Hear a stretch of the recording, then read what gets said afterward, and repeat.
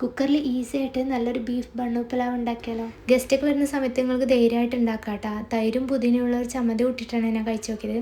അതും കൂടെ വരുമ്പോൾ സത്യം പറഞ്ഞാൽ ഒരു രക്ഷയില്ല. ആ ഒരു ചമ്മന്തിൻ്റെ റെസിപ്പി വേണമെങ്കിൽ എന്തായാലും ഒന്ന് കമൻറ്റ് ചെയ്താൽ മതിയേ. കുക്കറിൽ 4 ടീസ്പൂൺ നെയ്യ് ചേർത്ത് കൊടുക്കുക. നെയ്യ് മാത്രമേ ചേർക്കാൻ പറ്റുള്ളൂ, ഒട്ടും ഓയിൽ ചേർക്കരുത്. സപ്പോളയും പച്ചമുളകും ചേർത്ത് നല്ല ബ്രൗൺ ഷെയ്ഡ് ആവുന്നവരെ വഴറ്റിയെടുക്കണേ. ഇതിലോട്ട് ഉപ്പും ഇഞ്ചി വെളുത്തുള്ളി പേസ്റ്റും തക്കാളിയും ചേർത്ത് കൊടുത്ത് നല്ലപോലെ വഴറ്റിയെടുക്കുക. പൊടികളായിട്ട് ഗരം മസാല മാത്രമേ ചേർത്ത് കൊടുത്താൽ മതി. ഗരം മസാല വീട്ടിൽ പൊടിച്ചിട്ടുണ്ടെങ്കിൽ അത്രയും നല്ലത്.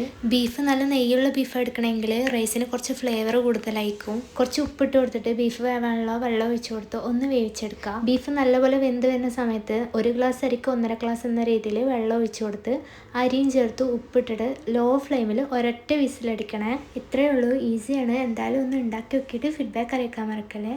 അപ്പോൾ ഇതേപോലുള്ള ഈസി റെസിപ്പീസിന് ഫോളോ ചെയ്ത് സപ്പോർട്ട് ചെയ്യണേ. Thank you.